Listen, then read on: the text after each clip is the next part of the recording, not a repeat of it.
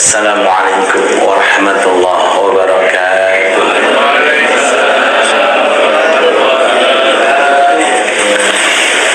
Alhamdulillah, wassalatu wassalamu ala rasulillah Sayyidina wa maulana Muhammad wa ala alihi wa sahbihi wa man wala. Subhanaka la ilma lana illa ma 'allamtana innaka antal alimul hakim. Tub 'alaina innaka antat tawwabur rahim. Amma ba'd. Hadirin hadirat yang dirahmati Allah Subhanahu wa taala, terkhusus kepada sesepuh bini sepuh dan seluruh jajaran takmir musalla kita dan segenap para jamaah sekalian, melalui majlis ta'lim ini Allah memberikan kepada kita tambahan ilmu yang manfaat yang bisa kita amalkan secara istiqamah. Amin ya rabbal alamin. Begitu banyak kenikmatan yang sudah diberikan oleh Allah Ta'ala kepada kita, dan di antara jenis kenikmatan yang harus kita syukuri yaitu nikmat berupa waktu, nikmat berupa kesempatan, nikmat berupa kehidupan untuk kita sejenak ada di permukaan bumi. Ini merupakan jenis nikmat yang betul-betul harus kita perhatikan, karena waktu itu kalau sudah berlalu nggak mungkin bisa kembali, gini apa nggih? Dan tidak mungkin kita bisa mengembalikan sedetik dari waktu yang sudah berlalu, walaupun kita mau membeli dengan dunia seisinya, dan sakit. Yang sudah berlalu ya berlalu. Tinggal saat ini yang masih tersisa harus betul-betul kita rapikan serapi mungkin. Jangan sampai seseorang itu nanti mengalami penyesalan dikarenakan karena dia tidak menggunakan umur sebaik mungkin ketika berada di dunia. Begini ayat Al-Quran, Rabbirji'uni laula akhartani ila ajalin qarib. Gusti, tolong Gusti jenengan tunda sejenak. Dia sudah mati, sudah habis jatah umurnya di dunia, tapi berharap, cuma harapannya sia-sia. Kenapa sia-sia? Karena ajal sudah tiba. Laula akhartani ila ajalin qarib. Yang disesalkan itu adalah masa dan waktu ketika dia hidup di dunia.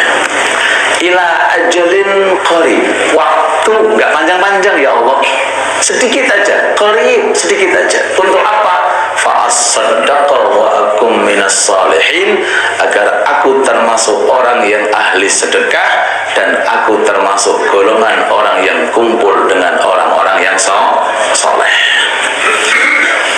Oleh karena itu, para rawuh ingkang dipun mulyakaken dening Allah Subhanahu wa taala, mari kita perhatikan 4 waktu yang diwahyukan oleh Allah kepada Nabi Dawud alaihi salatu wassalam. Nabi Dawud niki nabi yang dikasih oleh Allah taala kitab, namanya kitab Zabur. Beliau seorang nabi yang memiliki kelebihan dengan suara yang sangat merdu, dan beliau memiliki pekerjaan namanya membuat baju dari baja. Jadi setiap nabi itu punya pekerjaan masing-masing. Pekerjaan Nabi Daud niki Nabi yang dikasih oleh Allah Ta'ala kelebihan damel baju dari nopo baja. Tapi kita jangan memikirkan, membayangkan berarti bagaimana nih cara membuat baju dari baja. Mungkin pakai alat tertentu atau mungkin pakai las. Mboten. Nabi Daud niku nggadai keunikan karena Nabi dikasih mukjizat oleh Allah Ta'ala berupa suara. Jadi kalau sudah besi di tangan beliau membaca kitab Zabur niku besi lunak kados kowe. Lunak kados napa? Kowe. Jadi lekok niku kados kowe. Baru kayak napa? Suara yang indah ketika membaca kitab Zabur. Bahkan burung-burung kalau sudah mendengarkan suara Nabi Daud niki nggak mau terbang, hinggap di pohon sampai selesai Nabi Daud membaca kitab Zabur. Saking nikmatnya suara. Jenengan kadang-kadang nih hadir di acara hadrah napa suarane enak kan, lanjutkan napa, terbawa dengan sendirinya. Bahkan ombak lautan itu kalau pas Nabi Daud niku membaca kitab Zabur, ombaknya diam, angin pun juga diam. Kenapa? Karena takut ketinggalan. Dan kalau kalian panjenengan semoga di surga sakit mendengarkan langsung suara pun Nabi Daud alaihi salatu wassalam. Nomor 2 setelah Kanjeng Nabi. Jadi Nabi sing paling indah suaranya pertama Nabi Muhammad sallallahu alaihi wasallam. Yang kedua adalah Nabi Daud bin Sulaiman. Nabi Daud nggih, boten Sulaiman bin Daud nggih. Ayahipun Nabi Sulaiman. Nah, niki di dalam kitab Zabur yang menjadi kitabnya Nabi Daud dengan umatnya, di situ ada wahyu yang datang dari Allah Subhanahu wa taala yang berbunyi innal aqil al hakim, sesungguhnya orang yang cerdas yahtam fid dunya bi arba'ati awqat, dia akan memperhatikan di dunia 4 waktu. 4 waktu. Ciri manusia yang punya akal sempurna, al-aqil al-hakim, selain dia berakal, dia juga memiliki hikmah. Itu tandanya dia sangat memperhatikan di dunia ini 4 waktu. 4 waktu ini kita perhatikan. Tadi sudah saya sampaikan, waktu kalau sudah berlalu nggak mungkin akan kembali. Oke, masa kata jenengan sakit Pak apen normalnya ora iso. Nggak bisa. Kenapa nggih? Boten sakit. Nggak bisa. Yang sudah-sudah. Tinggal kita merapikan yang tersisa sampai berapa tahun? Wallahu a'lam. Jadi nggih, kita harus siap siaga. Gelem ora gelem waya berangkat nggih. Kudu berangkat. Aku lagi nggih omah, ora peduli. Omahmu tinggal. Aku baru saja selesai nikah. Selesai nikah. Tidak peduli. Berangkat. Baru saja beli mobil, belum dipakai, lagi berangkat.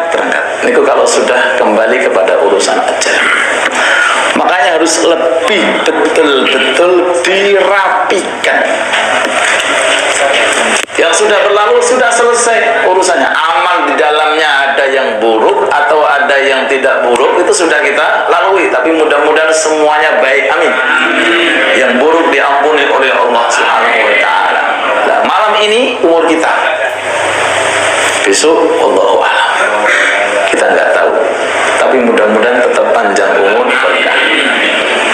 Monggo diperhatiake yang 4 waktu yang diwahyukan oleh Allah kepada Nabi Daud.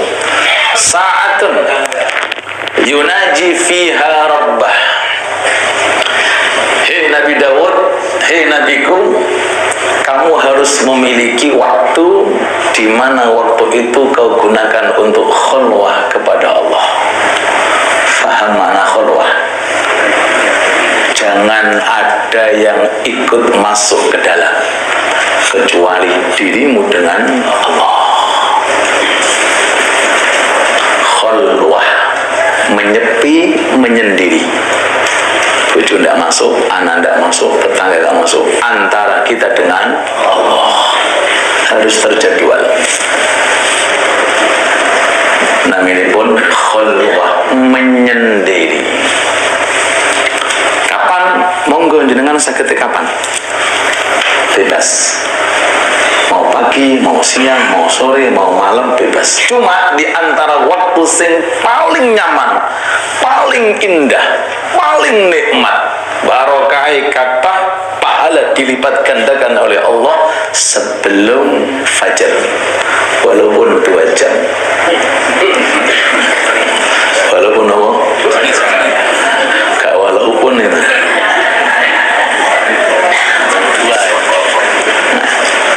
Tiang-tiang soleh hari ini kalau bangun akhir malam jaraknya masih 2 jam dengan fajar, mengatakan terlambat. Ini karipan ini. Wabil khusus dengan rausake waktu begitu cepatnya luar biasa. Kita lagi balap-balapan di waktu, Pak. Bangun baru dari kamar kecil wudhu sudah assalatu wassalamu alaikum tarhim. Ini apa nggih? Boten sakit ngejar kita seperti dulu. Yang dulu mungkin dapat 1 juzuk, sekarang ngoyo Pak 1 juzuk. Ngoyo-ngoyonya bukan masalah apa, waktunya sudah mulai apa? Mepet. Dan itu menunjukkan memang mukaddimah untuk hari yang akan datang. Kedepannya lebih cepat. 1 tahun kayak 1 bulan.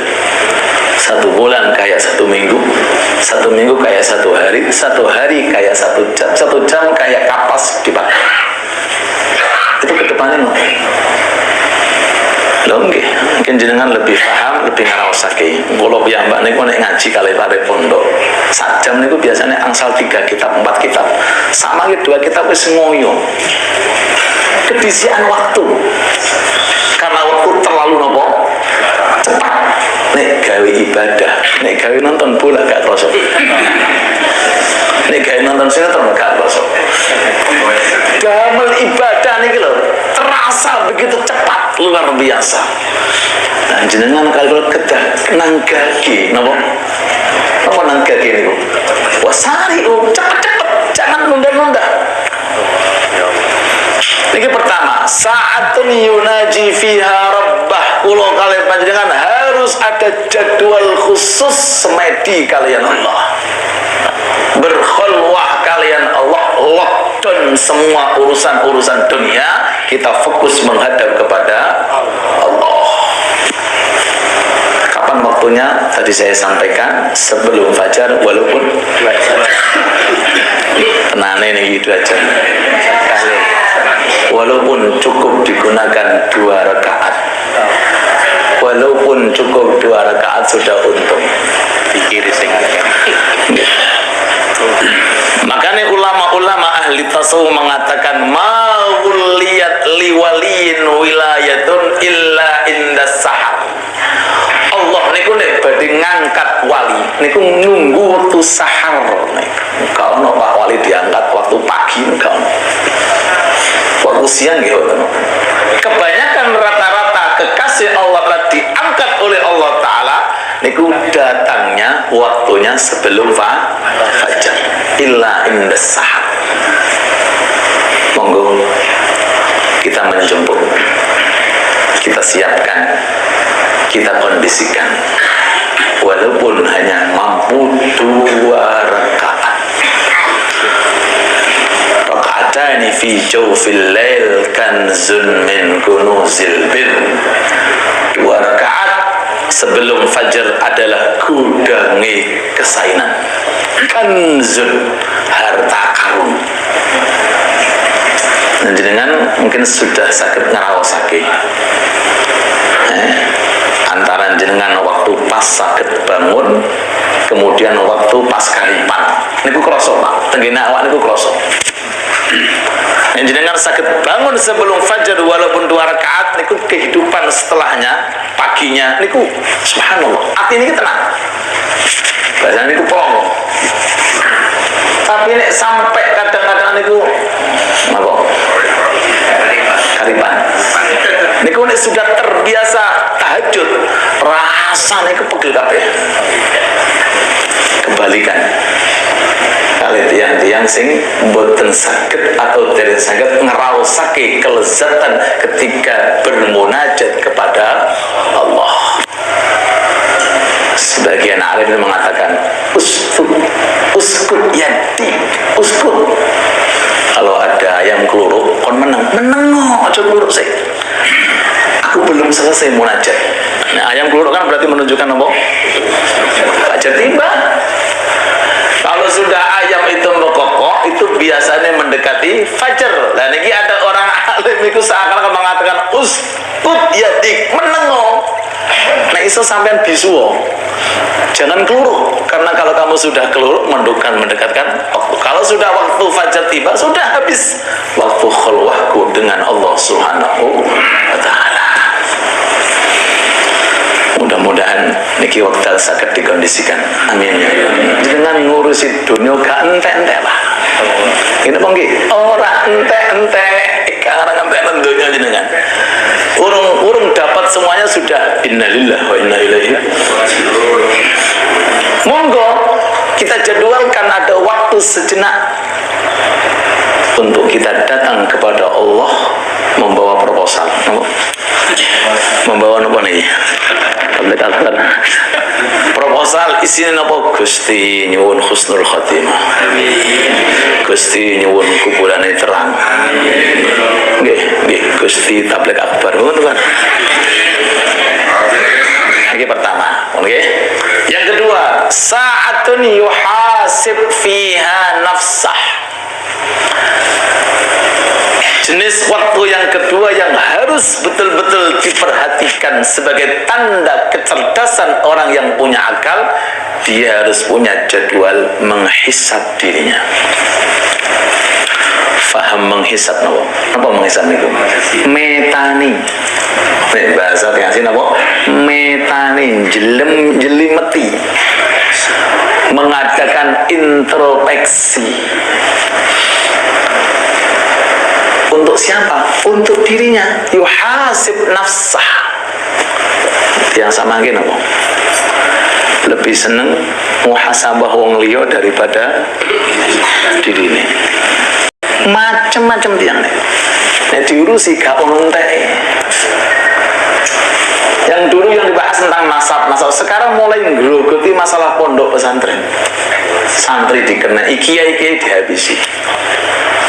Awake dhewe ora dipikir. Kan Nabi sudah menerangkan, atadruna manil muflis. Hei para sahabat, tahukah kamu siapa orang yang bangkrut? Muflis. Nafas bangkrut. Berarti fakir itu yang fakir. Dijawab kali sahabat, man la dirham wala dinar. Yang muflis niku menurut pendapat kami ya Rasulullah sing mboten gadai dinar, mboten gadai dirham. Niku cara jawaban sesuai dengan pandangan sahabat. Tapi jawaban Kanjeng Nabi yang sudah tahu urusan akhirat mengatakan enggak, itu orang yang bangkrut. Orang yang bangkrut, orang yang datang ke akhirat dengan membawa pahala ini, pahala ini, pahala ini, tapi kemudian sampai di padang mahsyar pahala ini diambil untuk oleh siapa? Orang yang pernah dizalimi. Ini sih digibahi nih Pak. Nah, kalau sing digibahi kelasnya orang-orang umum, awam biasa, beda dengan yang digibahi kiai, yang digibahi ulama, yang digibahi orang-orang khos, orang-orang soleh, otomatis beda walaupun sama-sama napoli hibah. Makanya ini hati-hati. Sistem Allah Ta'ala, cara untuk mentransfer pahala yang paling cepat niku melalui hibah. entek pahalane. Napa? Entek ludes. Lho kadang-kadang tiyang niku belum tentu lho Pak salate diterima. Belum tentu puasa yang diterima. Lha kok wis kan wis napa? Kok wis gibahi tiyang. Kalau seandainya diterima, dikabulkan, dicatat oleh malaikat dengan menggibahi orang, entek Pak, ditransfer. Alhamdulillah.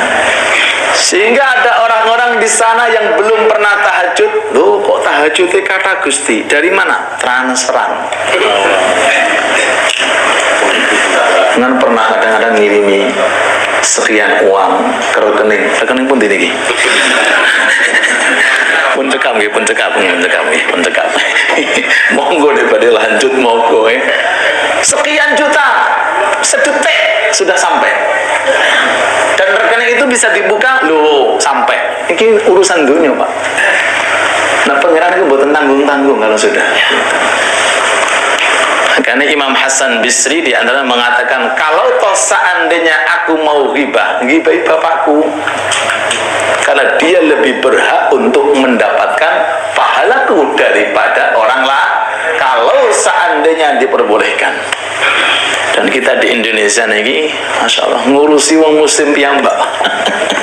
Zaman Kanjeng Nabi ini, Kanjeng Nabi ngurusi tiang-tiang kafir. Zaman samangke niki boten terjangkau urusan tiang kafir, ngurusi awake dhewe niki lho Pak. Nggih napa nggih?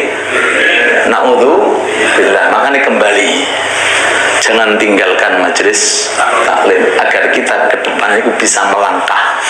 Bagaimana cara kita melangkah? Dengan apa kita melangkah kalau bukan dengan Al-Quran dan Sunnah Nabi Muhammad SAW. Sa'atun yuhasib fiya nafsah kedah wonten jadwal wekdal jenengan adakan muhasabah. Lah waktu sing paling sae napa? Sore. Sebelum tenggelamnya matahari jenengan hisab. Sudahkah aku duha hari ini walaupun 8 rakaat? Sudahkah tadi malam aku tahajud, aku witir? Sudahkah hari ini aku mulai membaca Quran? Sudah berapa ya bilangan aku tasbih atau zikir? Niki sing manfaat. Kok ngurusi tangga nopo? Ngurusi jamaah ora ya tangga bulan nopo? Ngaji ora ya tanggoku. Nopo manfaatnya? Lah, ada lagi yang lebih mendetil lagi. Muhasabah tentang urusan-urusan hal yang berkaitan tentang sholat. Sudahkah sunnah aku lakukan? Sudahkah khusyuk di dalam sholat? Pernahkah hari ini lesanku berkata yang kotor, mataku memandang sesuatu yang dan niku muhasabah sing bakal manfaat. Fa amman utiya napa niku tenggene ayatnya? Allahumma shalli ala Muhammad. Fa amman thaqulat mawazinuhu fahuwa fi 'ishatin wa amma man khaffat mawazinuhu fa ummuhu awiyah. Kalau timbangan amale berat niku bakal mlebu swarga. Tapi kalau timbangan amale ringan bakal mlebu neraka. Lah, sebelum ditimbang monggo jenengan timbang tentunya. Mumpung wonten napa kesempatan. Para ulama-ulama itu kalau sudah antara asar dengan maghrib sambil santai duduk niku muhasabah. Mulai tadi malam fajar tiba sampai tenggelamnya matahari diadakan muhasabah. Kalau sudah komplit ingat jangan diakui. Karena kalau diakui akan timbul penyakit ujub. Kalau seandainya masih banyak kekurangan, monggo hari yang akan datang tolong dikondisikan lebih baik. Sehingga Imam Ghazali menerangkan manusia dibagi menjadi 3. Ar-rabih, al-maghbun, al-khasir. Yang pertama orang yang beruntung, orang yang mana hari ini lebih baik daripada hari yang kemarin.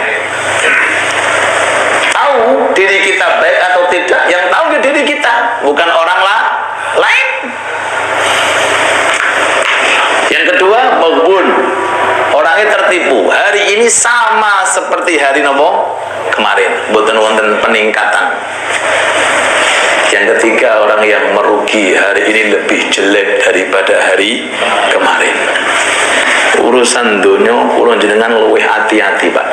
Iki mono dagangan kulaane 1.000. Aja mbok dol 50.000, rugi.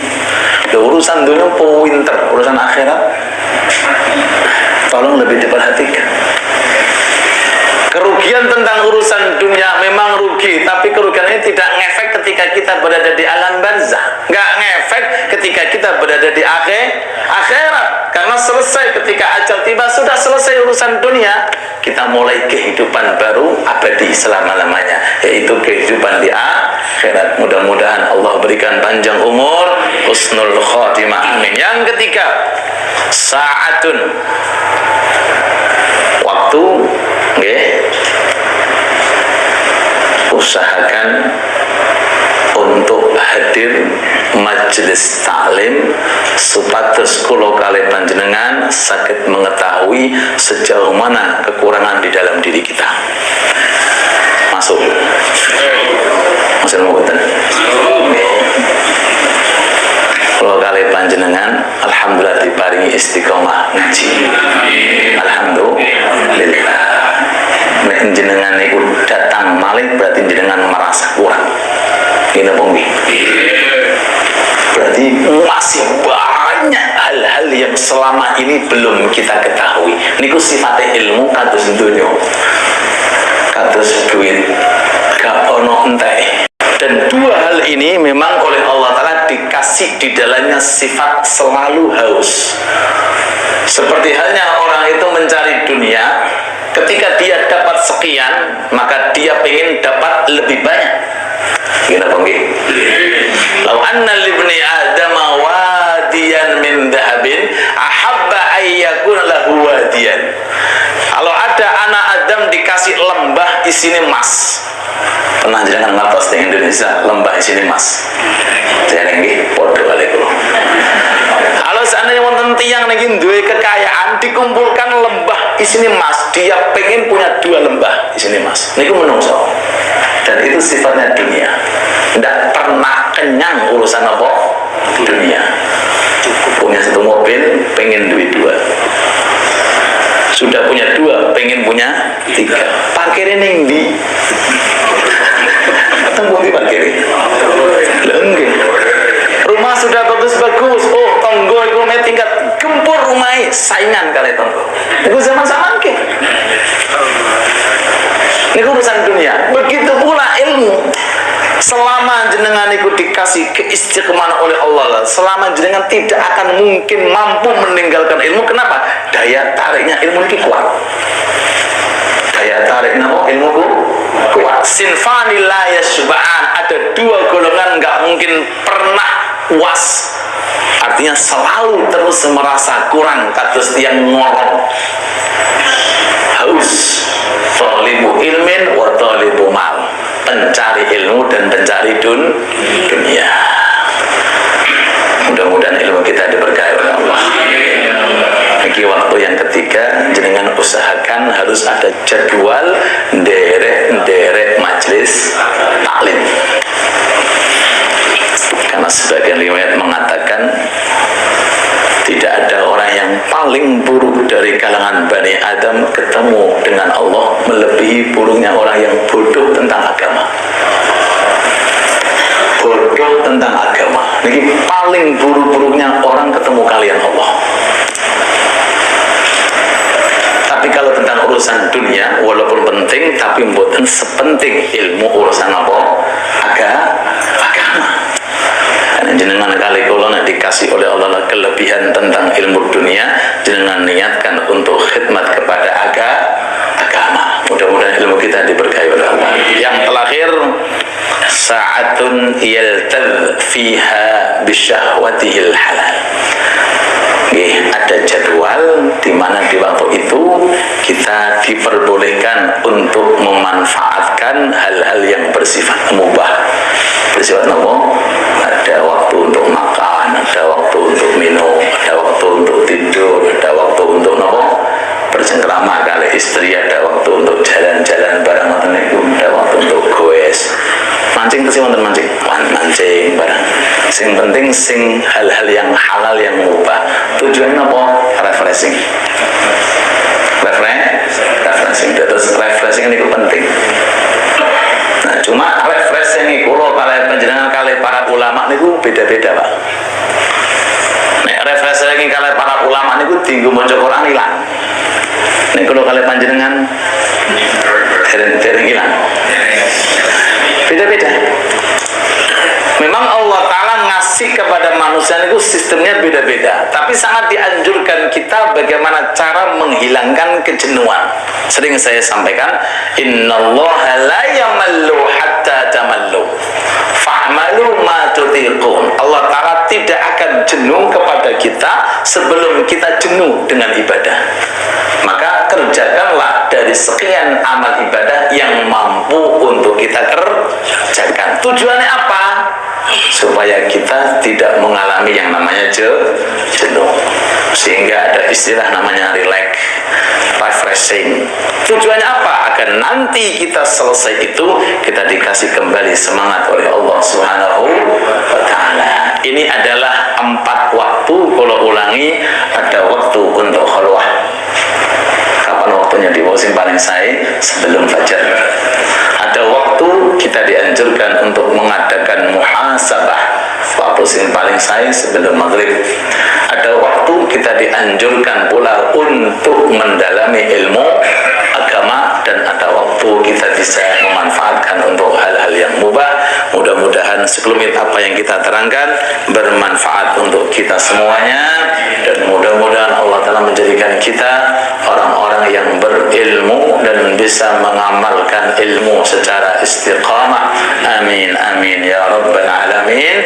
Sekali lagi kalau undang panjenengan semuanya, khususnya mushola niki, untuk hadir bersama-sama mensyiarkan Maulid Nabi Muhammad sallallahu alaihi wasallam tanggal 18 Sabtu malam Ahad di halaman Masjid Baitul Islah. Monggo dengan ajak keluarga, ajak kerabat, mudah-mudahan diberi kelancaran oleh